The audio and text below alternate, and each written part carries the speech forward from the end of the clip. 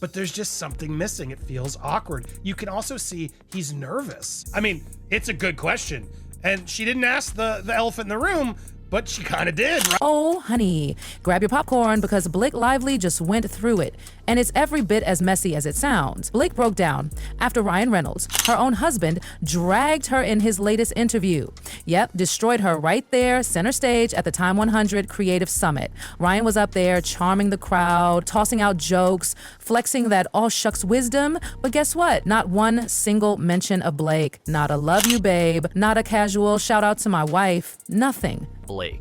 He didn't actually say anything about Blake Lively, and that's kind of the point. No wife, no Blake, no gratitude for the woman who's been at his side through everything. Honestly, that's ridiculous. The Ryan Reynolds Hollywood PR machine is in full effect, appearing in both the Hollywood Reporter and the Time 100 Creative Summit. And y'all, the Time 100 Creative Summit was supposed to be a celebration. Big thinkers, Hollywood royalty, creative geniuses, a night to shine. Instead, Ryan used it to drop a bomb. And believe me, everyone noticed.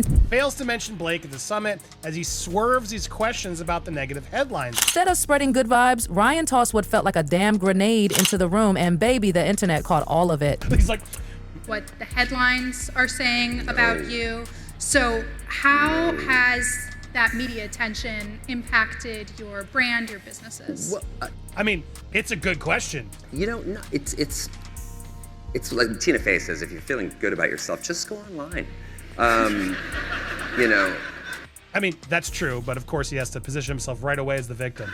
During a panel where he was being During a panel where he was being praised for his creativity and success, Ryan decided to get a little spicy. He cracked the joke, but it wasn't your usual haha moment. Oh no, this one had fangs. He basically said, I've carried most of the creative weight in this household. It's exhausting, honestly. The crowd? Yeah, they chuckled because that's Ryan's whole vibe. Dry humor, sarcastic charm. But if you hit pause for a second, who do you think he was talking about? Ding, ding, ding. Same woman who's co-created brands with him, strutted beside him at premieres like his living, breathing PR boost, and yet he shaded her like she was extra baggage. And honey, he was just getting warmed up.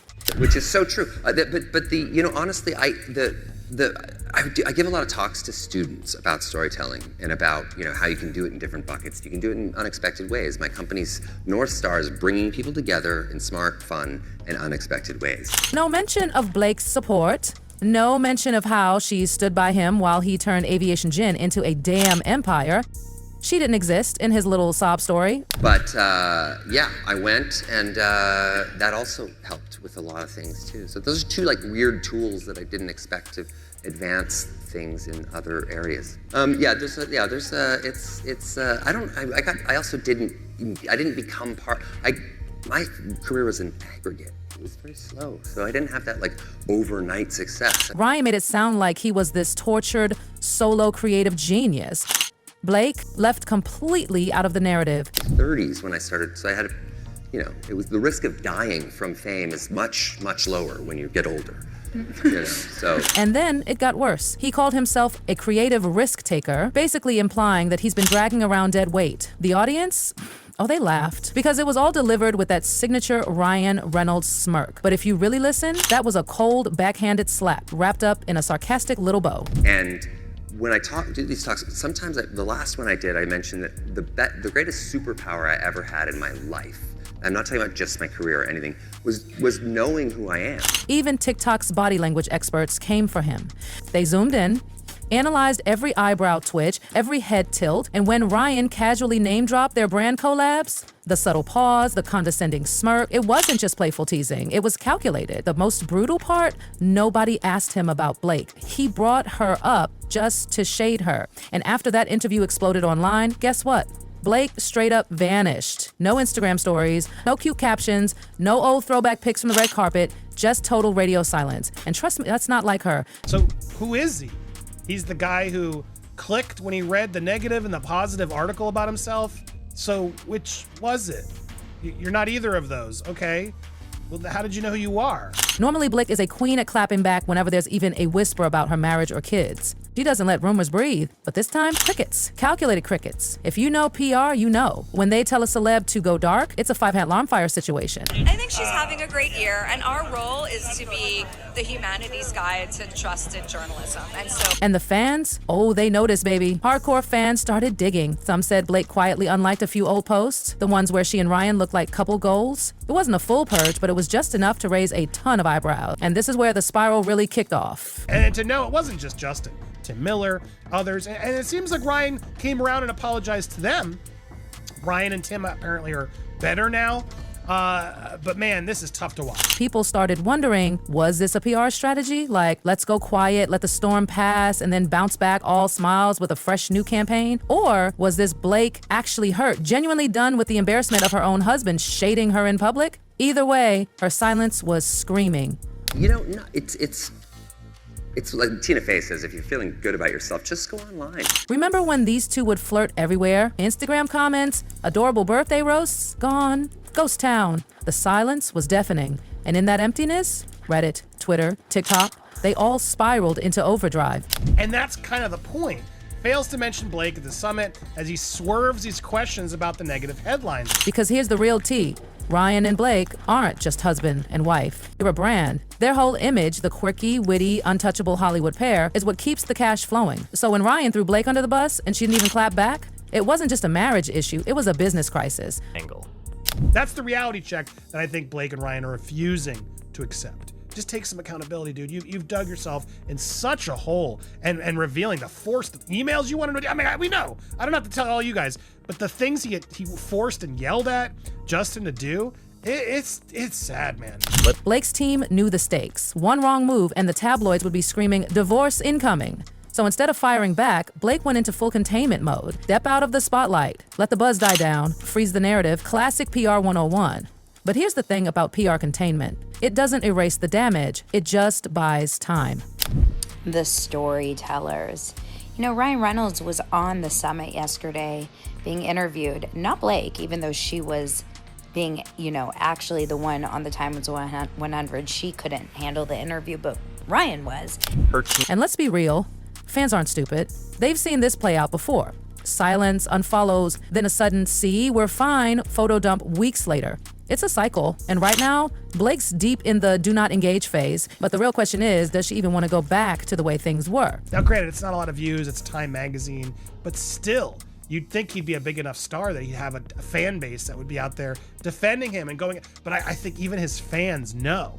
Okay, let's rip the rom-com band-aid off for a second and talk about the real Ryan Reynolds. Sure, he's everyone's favorite snarky Deadpool, the guy with a wink and a one-liner, but what if that entire persona is just a perfectly oiled PR machine? You've intentionally positioned yourself as the face of your many businesses, which obviously has a huge upside. You can feature Deadpool in these commercials. People know who you are.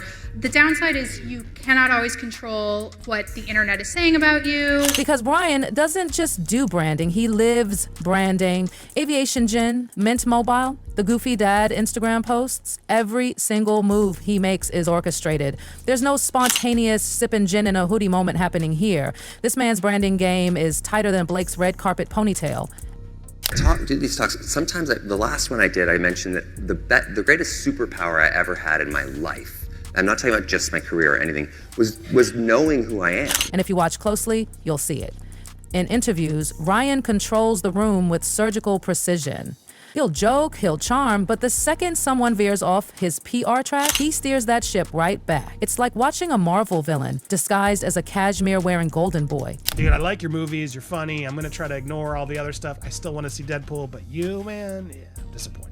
Now, don't get it twisted. Ryan's not some cartoon bad guy twirling a mustache. He's smart. He's strategic. The man will crack a joke about his abs, make you giggle, and meanwhile, he's already mapped out his next 6 brand deals. But something about it feels off, forced, like he's constantly performing this whole man of the people act. And Blake sees it too. You know, that tight-lipped 1,000-yard stare she sometimes flashes when Ryan's hogging the mic? Yeah, sis knows. Was Blake dragged into this Time 100 event just so they could sell Ryan's creative genius brand while she smiled through gritted teeth? Because let's be real, Blake's no rookie. She's been navigating Hollywood's media shark tank longer than Ryan's been cracking Deadpool jokes. She knows exactly when a PR strategy is playing out, especially when it's happening in her own damn living room. Coin lost in Word? There was a change. I'm actually okay with it. And word on the street, just over it. Lately, it's been feeling less like power couple partnership and more like Blake expected to just sit there, smile, and nod. And when your own husband is publicly minimizing you while boosting his own image, even silence becomes a loud, angry statement. Because Ryan might think he's telling charming stories, but to Blake, it's giving, I thought we were a team, but now you're out here like a one-man sitcom. Then there's the emotional shadiness. Blake was handed a mic that night too, but instead of using the moment to check him, to defend herself, she stayed classy, silent. But behind those glossy Hollywood smiles, you could almost feel the tension. It's exhausting, it's painful, it's human. This isn't some rom-com bickering scene. This is real life, real marriage stress, playing out under 1,000 flashing cameras. And Hollywood eats women alive for showing any crack in the facade. Ask Demi Moore. Ask Khloe Kardashian. It doesn't matter how iconic you are, blink too hard at a fashion show, skip one selfie, and boom, you're breaking news. Blake is just the latest to get fed through the PR meat grinder. She's supposed to be the perfect wife, raising babies, killing it on red carpet, making relatable mom posts, while her husband smiles for cameras, makes millions, and low-key shades her on global stages. And now she's expected to just take it. And let's be real, being Mrs. Ryan Reynolds isn't just about Instagram cuteness. It's a full-time performance. You gotta smile through every recycled late-night show story. You gotta stay camera-ready while managing 4 kids and a business empire.